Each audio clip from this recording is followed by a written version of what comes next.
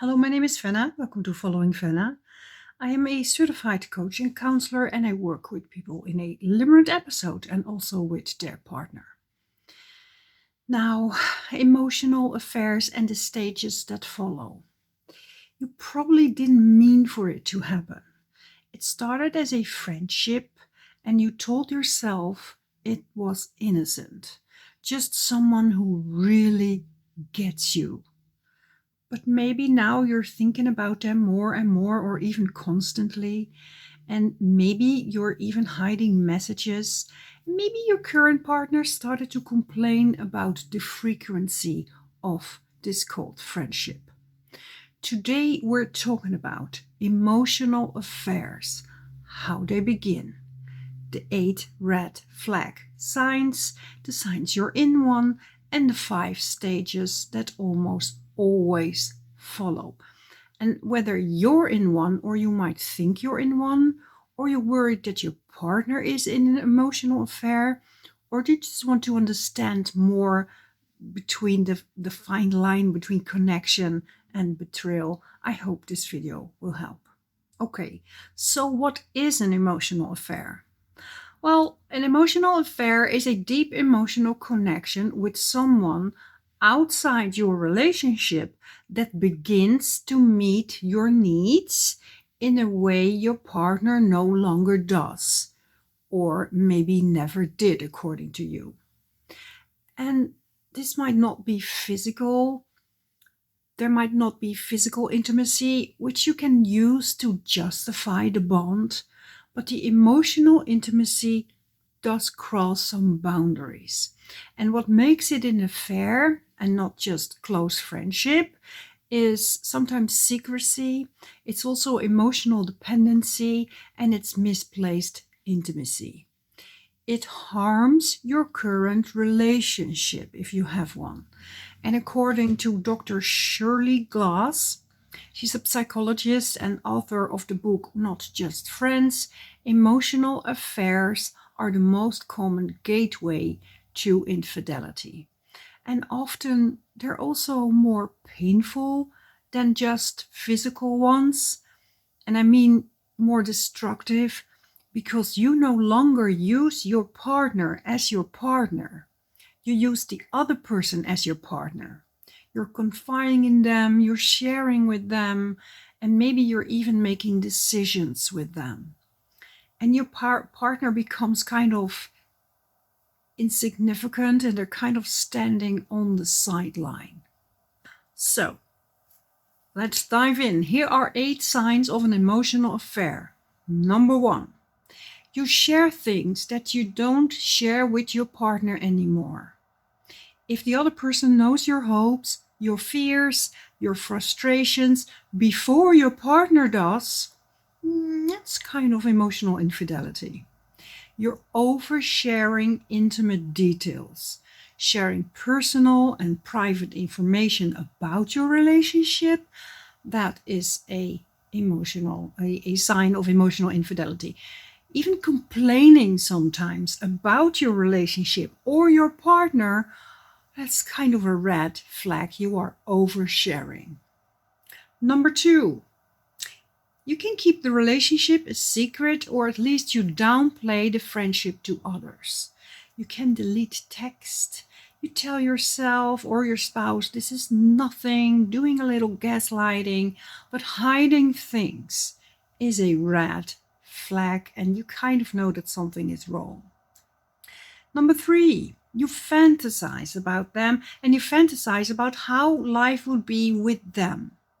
You feel seen, wanted, energetic, understood, and you crave that more and more. You use words as soulmate, and you express this big amount of affection that you do not with your other friends. And you kind of want to go on holiday rather with them than with your partner. Number 4, you start comparing this new person to your current partner, and you find your partner more annoying maybe, and the new person seems more perfect, pedestal material even. You kind of ignore red flags that the new person is showing. So that's emotional displacement. Number 5, you feel a rush or super happy when you talk to this I call it new person, to this person, because dopamine is so addictive. You can even feel sad or in a low mood when you haven't spoken to them, or even panicky when you have limited access or the contact is being threatened. And this creates emotional and hormonal dependency. Number 6, you kind of feel guilty, but you can't really stop it. Yeah, that's not a harmless friendship. That's a bond starting to pull you away from your current relationship. Number 7, you might think we're just friends, but it feels like something special, something more. And that's the moment that many emotional affairs are born, when friendship becomes the substitute for intimacy at home. Number 8, you might both have trauma. You have some wounds stemming from your childhood, and they have some wounds stemming from their childhood, and they might have some trauma that they probably not worked through yet. And what I've seen, and I know I'm overgeneralizing a little bit, but what I've seen so far is that men in general feel a really strong connection to women who are going through a rough time, maybe who are going through a bad separation, they have financial problems, or they show vulnerability. And women, in most cases, tend to form this fast connection, this soulmate bond with alcoholics or men who are sensitive for addictions. Now, trauma attracts trauma. And maybe even talking about your trauma also creates this feeling of feeling understood. Okay, so now I know all this. Well, it's also important to know and be aware that there are actually stages people tend to go through when they are having an emotional affair. So here are the 5 stages of an emotional affair. Stage number 1, emotional drifting. You feel more and more disconnected in your current relationship. Maybe you don't feel seen, you don't feel heard, you don't feel connected, or maybe you don't feel prioritized. Number 2, emotional substitution. You find someone who listens, you start sharing more with them, your emotional needs are being met, at least that's what you think, just not by your partner. So you shift your attention, your validation, your energy, your care, and your focus to the other person and away from your partner. Number 3, rationalizing and secrecy. You tell yourself, oh, this is just a friend. You tell others, this is just a friend. You defend the other. How dare anyone talk bad about my friend? You might start hiding conversations. Maybe your partner doesn't know how close you've gotten, or maybe your partner starts to make comments or complaints, is not satisfied about your friendship. Stage number 4 is dependency and fantasy. You crave their message. You rely on their validation. You imagine what life would be, maybe with them in it. And your partner feels like the wrong one. Maybe I've made a mistake marrying my partner. Maybe I should have married the other person. Also, there are shared decisions, making decisions together, and I call it sometimes playing house. And this could involve making plans, big or small, with the other person as if they were your partner, rather than including your actual partner. Now, those can be small decisions like, hey, I'm sending a picture. Do you think I should wear these shoes or these shoes? Or what kind of car do you think is best for me? I'm thinking about buying a new car. Or even let's talk about what kind of house we will have one day if we will be together. Stage 5. It's the crisis or collapse when you get caught, or maybe you've crossed a physical line, or maybe you are emotionally spiraling, stuck between two realities, two lives, and someone gets hurt, or maybe multiple people gets hurt. It's painful, it's confusion, and it's just not so much fun anymore. We also call that the deterioration, where things get painful and messy, blamey, and, well, like I said, just really painful.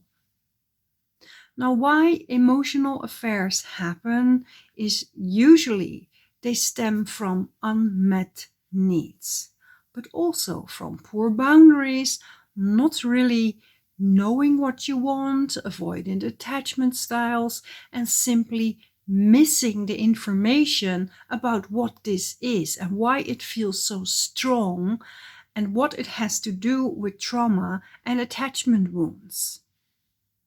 They're often not planned. They evolve slowly but dangerously. And the relationship becomes a coping mechanism against loneliness, maybe resentment or self-worth, giving you a feeling of self-worth. It avoids feelings that we have to deal with subconsciously. Maybe we weren't even aware that we have still some healing work to do. But here's something important. The problem is not just falling for someone else. Oh, I just happened to meet this person. The deeper problem is not facing what is lacking in your life or maybe in yourself, as in suppressed emotions or needs. Maybe even from a long time ago, maybe even for before you met your current partner, because I don't want to put the blame on them too much. But if you are in an emotional affair, it doesn't make you a bad person. I think you're not a bad person. It makes you human, and it's painful. But it is important to get honest, to express that this is probably not just a friendship. This is an emotional affair. Maybe not physical, but an affair nonetheless. And affairs are not good for our relationship, to say the least. They are destructive. Be honest, is your behavior hurting people? Yourself? Did you get tangled up in a mess? Is your partner sad or desperate even? Is your affair partner suffering? Is this healthy? Are you sleeping? Are you out of integrity? All these kind of questions you can begin to ask yourself with compassion, I hope. Now, emotional affairs are kind of hard to admit, because that means that you will have to face it, and probably means that you have to end it. And affairs can be addictive, as your system relies on the other to feel safe even and calm. We call that limerence, by the way. It's an addiction to another person, and it often occurs in affairs, being addicted to the other person physically. So breaking the bond and breaking the contact, the connection with the affair partner can be extremely painful. You go through withdrawal, through grief even. Your nervous system was so attached, so connected to this person. But please realize that this was damaging, destructive. This was a trauma bond that needed to end.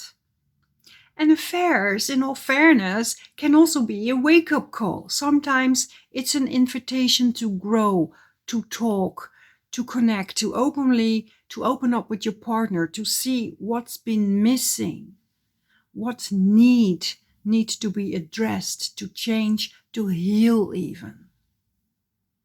Now, if you have anything to say or if you have any questions, please leave your comment because it's very valuable information.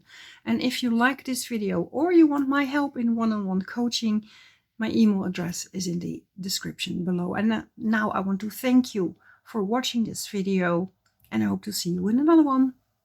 Bye.